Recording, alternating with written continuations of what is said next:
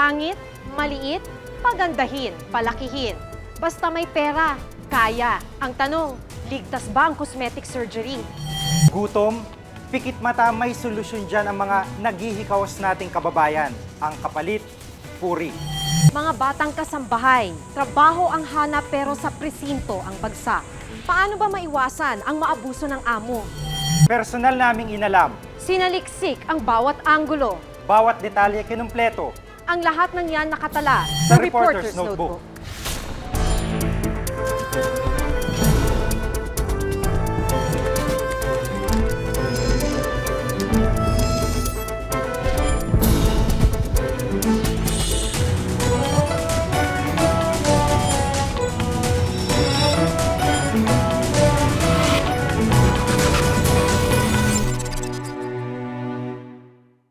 Pango o sarat na ilong, maliit na dibdib, malaki ang mata. Pekas, pilat, marka ng tigyawat, lahat ng yan may solusyon na. Maraming klinika ang nangangako ng ganda ni Eva. Ang tanong, ligtas ba?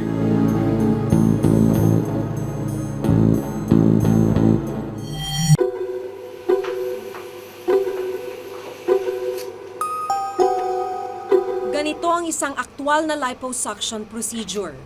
Hindi biro yung mga ganitong klase ng operasyon. Kaya dapat lang daw na may regulasyon para naman makita kung yung gagawa ng doktor may kakayahan at may tamang pasilidad ba para makaiwas sa disgrasya. Anesthesia pa lang pwede nang magdulot ng sari-saring komplikasyon. Dapat may laboratory exam or clearance before the procedure para sigurado yung pasyente na fit siya for the surgery. Kung di kasi ito gagawin, maaaring magkaroon ng allergic reaction o di kaya'y makomatose pa ang pasyente. Ito naman ang isang breast reduction operation.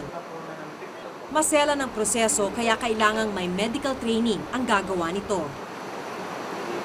Di lang kakayahan ng doktor ang importante, pati pasilidad kung saan ito isasagawa. I prefer to do it here kasi kung magka-problema ako while I'm doing it, I can easily call the other doctors.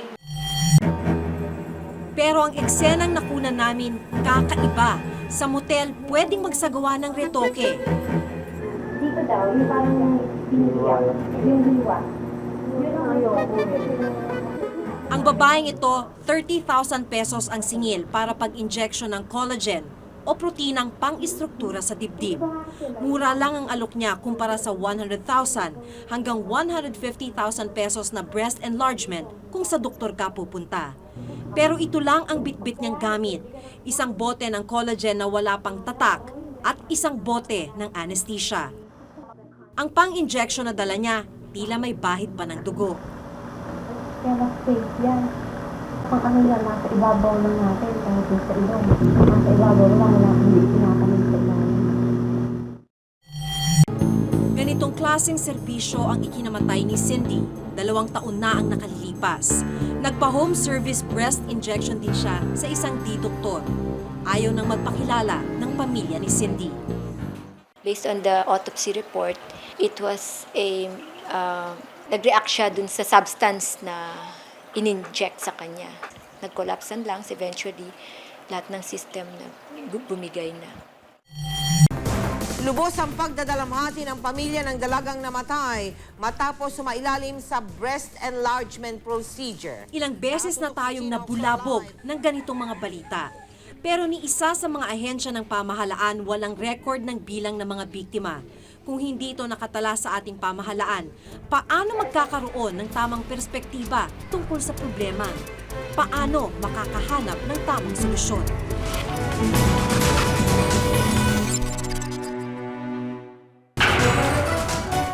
Ligtas kaya at may sapat na regulasyon ng industriya ng pagpapaganda? Next stop, Italy. Si Rhea nasa Eternal City Nandito tayo sa Wishing Fountain ng Rome. at nakuha ang wish niya. Narating niya ang Vatican, ang Colosseum at ang siyudad ng Mafia. Pero di siya na homesick dahil sa Little Tondo ng Palermo.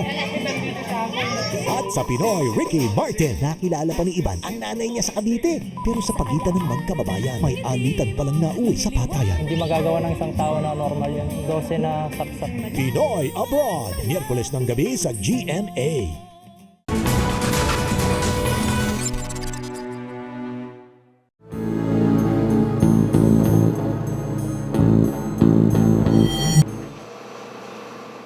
Marami na ang nabiktima ng mali o iligal na proseso nito, pero marami pa rin ang gustong magpaganda gamit ang siyensya. Ligtas kaya at may sapat na regulasyon ng industriya ng pagpapaganda?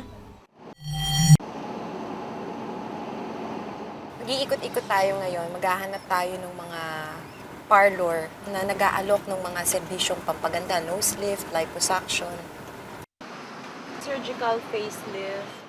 Mula nang mauso ang pagpaparitoke, naglipana na ang mga beauty center. Po namin nagre-range. Sa tansya ng Department of Health, may 250 hanggang 300 na ambulatory surgical clinic.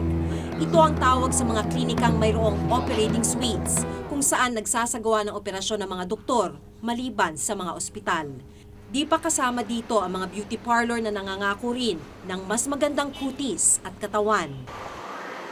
Aakalain mong lahat ito ay na-inspeksyon at lisensyado ng Department of Health. Kung ito po ay ambulatory surgical clinic, sila po ay within our jurisdiction. Yung mga beauty center na wala namang ginagawang ambulatory surgical clinic, hindi po siya within our jurisdiction. Ang mga beauty parlor na nag-aalok ng retoke sa katawan sa pamamagitan ng injection, bahala na raw ang bawat munisipyo. Ito naman ang sagot ng 3 lungsod na may pinakamaraming bilang ng beauty center ayon sa DOH. Kasi yung beauty parlor, hindi naman inaano yun eh. Ni-inspection eh. Karamihan lang doon yung pag may reklamo lang. Frankly speaking, yan hindi namin na-monitor eh. Kasi pag nag-apply nga rito, hindi na namin natatanong ang mga personnel nila. Pero with that issue that you have relayed to us, I think we will do it. As to whether what is being done inside this clinic is proper and correct, medically speaking, it is not within our authority. Doktor doon, siyempre magtataka. Ang tinututukan raw ng DOH ay ang mga ambulatory surgical clinic. Sa ipinakita sa aking listahan, mahigpit ang patakaran para makakuha ng lisensya sa DOH. Sa tinatayang halos 300 klinika sa Metro Manila, 37 lang ang may lisensya. Noong November 2004 lang nagsimulang hinga ng lisensya ang mga klinika batay sa Administrative Order 138. Hindi po kaya parang sabihin na natin napaka-late naman na bago pumasok sa eksena ang DOH. Hindi naman po late dahil gaya nga po ng sabi ko sa inyo, 1994 pa lang ay nire-regulate na namin siya. So, hindi namin kasi sila mapilit dahil voluntary yun yung accreditation. Kaya ngayon na talagang licensure na, obligado talaga sila magparehistro sa amin at magpalisensya. Kaya kung hindi naman sila susunod, ay bibigyan namin sila ng cease and desist order. Pero wala pang naipapasara ni isa ang DOH hanggang ngayon. Meron kaming nakahanda na i-issue pa lang. Pero for this year, wala po akong ma-recall na nabigyan na namin ng cease and desist order. Ang Professional Regulation Commission ang taga-monitor ng iba't ibang propesyon. Pero bahala na raw dapat ang iba-ibang samahan ng espesyalista kung paano nila babantayan ang mga doktor na nagsasagawa ng cosmetic surgery. Pag dumating sa amin na may reklamo, we still monitor. But we do not monitor them one by one kasi we don't have the, what do you call this? We don't have the personnel to do that. But para bang these are the arms of the PRC, yung Specialty Society. Pag meron silang nakita, they can sanction their own colleagues through their society. A breast lift for... Pero ayon sa Philippine Association of Plastic and Reconstructive Surgeons, dapat magmula sa gobyerno ang regulasyon. Basta MD ka, you can practice anything unless there is an agency in the government that will regulate the specialties. Wala tayong ganun eh. This is the silicone gel. Tulad ng lahat ng operasyon, peligroso ang cosmetic surgery. We are not working with a piece of cloth or paper. These are live patients. Being a specialist, being certified, being fully trained is not a guarantee that you will not meet problems. Masaklap ang sinapit ni Manuel Maliksi na comatose ang kanyang asawa noong Agosto 2002 habang nagpapaliposuction at namatay matapos ang 15 buwan. Dito kami kinasal. Ito. Hindi raw niya akalain na ang masaya nilang pagsasama ay magwawakas sa isang trahedya. Kahit ngayon, almost everyday, naisip ko pa rin siya eh. Ang hirap no, imagine mo, bago lang yung mag-asawa tapos mawawala siya. Isang panukalang batas ang inihain ni Representative Prospero Nograles para ayusin ang industriya ng cosmetic surgery. Ayon sa House Bill 266, kung hindi doktor at nag-aral ng plastic surgery, di maaaring magsagawa ng operasyon. Dito sa mga liposuction, tummy tuck, itong mga invasive procedures, it should be done by someone specially trained in that field.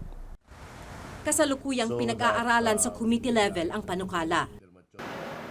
Pero ngayon pa lang, umaangal na ang mga nagtapos ng pagdodoktor na walang residency sa plastic surgery. Hindi fair eh. Kasi as what I've said, may two organizations yan. So they're more of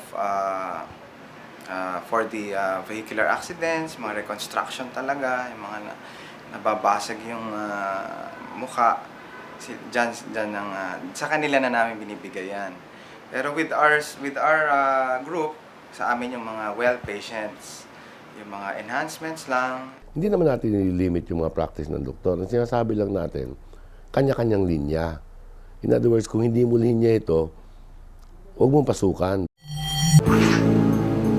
Wala namang masama sa pagpapaganda. Kailangan lang tiyakin na mapagkakatiwalaan ang gagawa nito. Baka sa halip na mas magandang mukha at katawan ang lumabas sa klinika, isang malamig na bangkay ang kailangan namang paglamayan. Ako si Maki Pulido at ito ang nakatala sa aking Reporter's Notebook.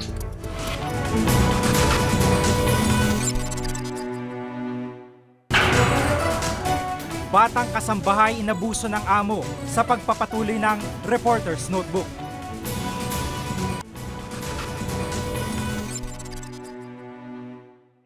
Menor de edad pa lang pero wala na sa eskwela at nagsisikap ng kumita ng pera. Di alam ang karapatan, di alam kung saan tatakbo kapag inabuso. Kailan lang isang kasambahay ang niligtas. Mula sa malupit daw niyang amo.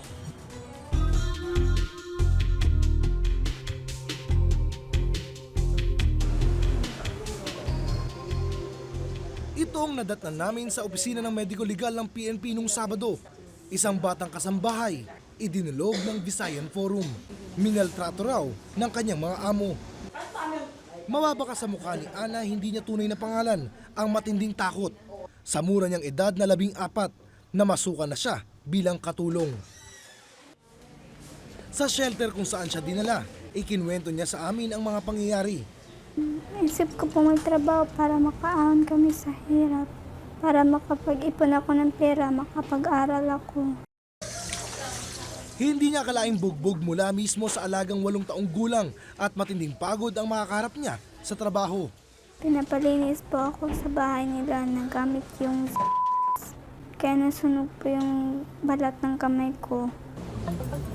Kinumpirma ng medical legal report ang lahat ng pagmamaltratong dinanas niya. Sugat at pilat ang kanilang nakita sa kanyang braso. Kung tutuusin ay swerte pa si Ana. Si Arlene, hindi niya tunay na pangalan, ay hindi lang bugbog ang inabot sa kamay ng pinamasukan. 16 na taon gulang pa lang siya, matindi na ang kanyang pinagdaanan. Kung lasing sila, pinagtritripan nila ako, inuubaran nila ako. Tapos, kapag naubaran nila ako, binivideo rin ako, pero sa cellphone po. Hindi rin daw naman niya magawang magsumbong. Hindi na lang po ako umiimik kasi kung magsusumbong po ako, magagalit sila sa akin. Tapos babalik na rin ako. Anak nila yon, kontra katulong lang ako. Hindi naman daw siya ginalaw ng mga ito, kaya sinasarili na lamang niya ang matinding hinanakit at galit. Tiniis daw niya ang pang-aabuso sa kanya dahil ayaw na niya magtrabaho pa ang kanyang ina bilang magsasaka na nasa Ilocos.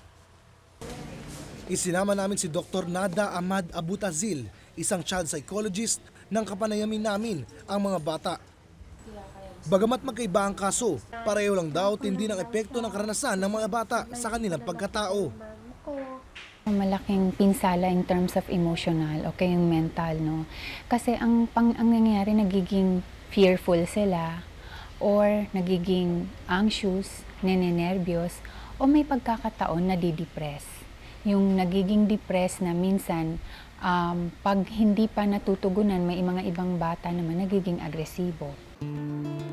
Labag sa karapatan ng mga bata ang magtrabaho, pero napakatagal na itong nakasanayan sa ating bansa, kaya di na gaanong pinapansin.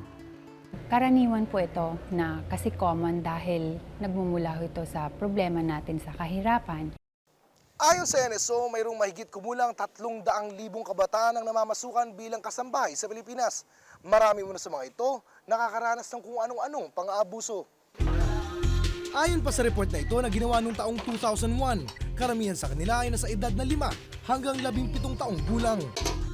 Sa pagtaya ng Visayan Forum, umaabot na ito sa higit 1 milyon ngayong taong ito. Walang linggo sa buong operasyon ng Visayan Forum na wala kaming natatanggap na kaso ng mga bata at mga kababaihan na nanggaling sa sektor ng kasambahay. Bagamat aminado silang walang tiyak na bilang kung ilan sa mga batang kasambahay ang naaabuso, nababahala ang grupo sa mga kasong naidudulog sa kanila. May namatay sa center namin na isang kasambahay.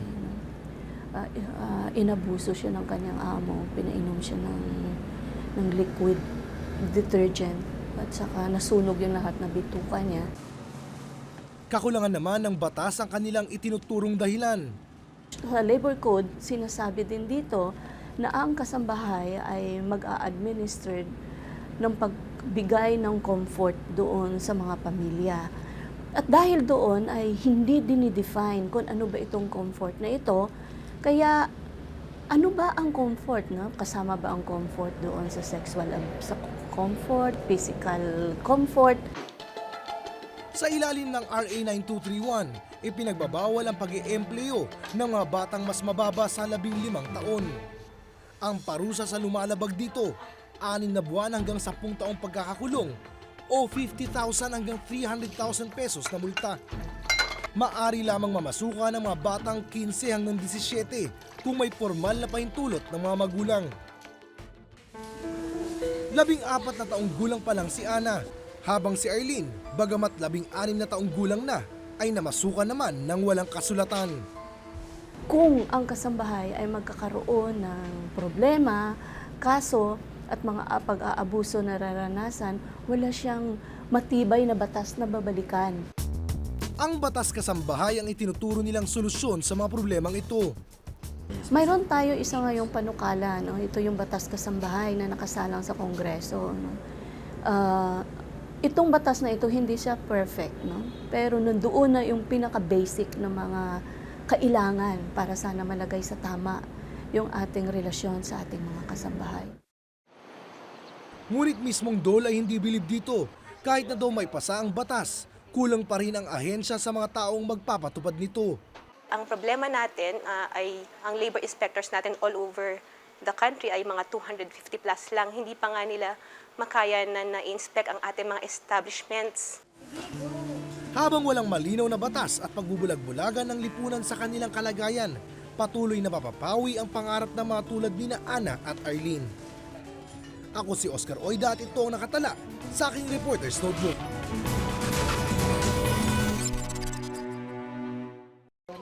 Ipinagpapalit ng ilang kababaihan ang kanilang puri para sa ilang kilo ng bigas. Minsan, kung talagang walang-wala, kahit 1 kilo, gusto ko na. Nagugutom pero walang pera at walang trabaho. Ang resulta, katawan ang ibinebenta. 1 kilong bigas, 1 latang sardinas. Puri na ang katapat niyan sa ilang mahihirap nating kababayan.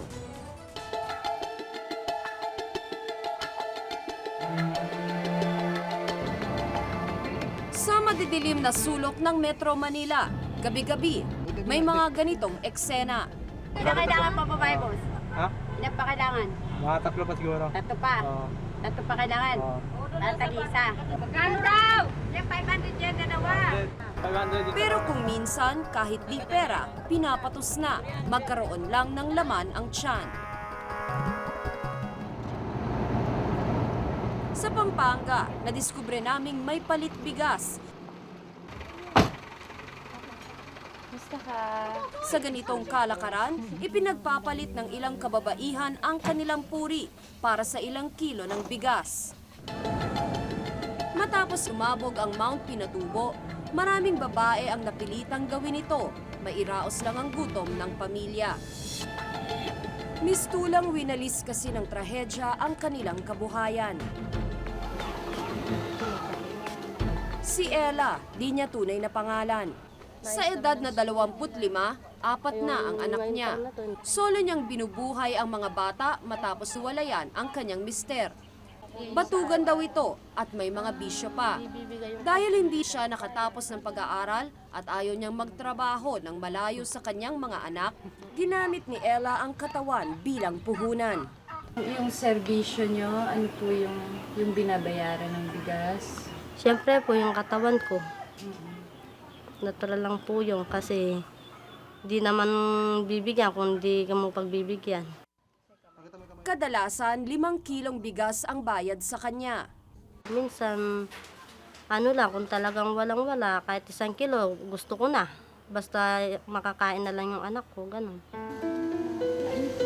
2 taon ding inilihim ni Ella sa kanyang mga anak kung saan niya kinukuha ang ipinapakain niya sa kanila.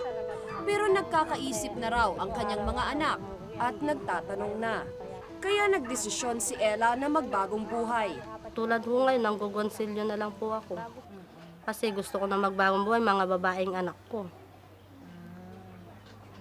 Siyempre, lumalaki na sila, magkakaisip na. Habang panahon ba gagawin mo ganyan?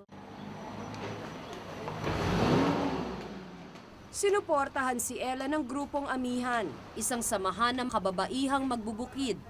Yung mga willing na magpatulong, bali inihahanap natin ng refuge center, tapos may counseling. Kasi yung may mga women's center naman dito sa Maynila na tumutulong doon sa mga kababaihang ganyan. Tumutulong ang Amihan na magkaroon ng puhunan ang kababaihang nagnanais magbagong buhay para sa maliit na negosyo. Ang problema, minsan, bago pa man masimulan o mapalago ang negosyo, ubos na ang puhunan. Nagamit na sa nagkasakit na anak o sa iba pang matinding pangangailangan. May mga umaalis. Kaya lang, pag panahon na uli ng nagipit na naman. Kaya ang mangyayari sa babae, matutulak siya na pasukin na naman yung ayaw niyang pasukin na trabaho. Kaya tahimik na dumarami ang gaya ni Ella. Sa loob ng compound ng kulungang ito, may mga babaeng nasasadlak din sa pagbebenta ng katawan para lang malamanan ang kumakalam nilang tiyan. Ang kanilang mga customer, mga preso. Palit sardinas ang tawag sa babaeng nagbebenta ng kanyang katawan sa mga preso. Tuwing Biyernes kasi, may rancho na ipinapamahagi sa mga nakakulong. Rancho ang tawag sa supat ng pagkain na may karaniwang laman na sardinas. Dito namin nakilala si Manang Glo, 48 taong gulang pa lang, pero di hamak na mas matanda ang itsura. Biyuda siya at may 3 anak sa probinsya. Dati siyang nagtatrabaho bilang kasambahay para suportahan ang pamilya. Hindi niya kinaya ang trabaho, kaya napilitan siyang umasa sa rancho ng mga preso. Nagpapasa-pasa siya sa iba't ibang lalaki, pero ngayon may kinakasama na siya. Itong napatayo ng kubo sa akin, yan ang nagabuhay sa akin ng pagdala na ranso. Si Manang Glo, mistula na ring presong hindi makatakas sa kanyang kinalalagyan. Yun, sabi dito na lang ka dito sa akin. Buhayon ta ka, basta diyan ka lang sa bahay mo. Para pag dating ko, nandiyan ka rin. Para makaluto kami ng pagkain. Ayon kay Marion Cabrera ng Institute for Women's Studies, sa papahirap nating lipunan, ang mga babae ang mas nahihirapan. Kasi if you look at it, budgeting in Filipino society really falls under the turf of the women. Once pumasok na yung needs ng mga bata, mas nako-complicate yung issue. Hindi mo masabing, ay, bukas na lang ako bibili, may papakainin ka today. Hindi raw ibig sabihin nito na mahina ang moralidad ng mga Pilipina. Minsan nasasagad ka, napupush ka dun sa ganung klase ng mga sitwasyon for a lack of opportunities also for yourself. Tumitindi ang pagkapit sa patalim ng ating mga kababaihan. Sa sitwasyon nila, sana mas unahin ang pagtulong kesa paghusga. Ako si Tina Panganiban Perez at ito ang nakatala sa aking Reporter's Notebook.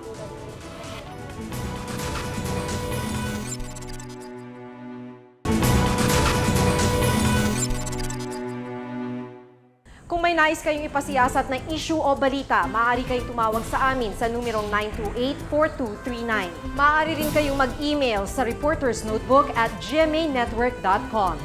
Para sa malalimang pagtingin sa mga issue at balita, samahan nyo kaming muli sa susunod na Martes. Ako si Jiggy Manikad. Ako si Maki Pulido at ito ang Reporter's Notebook.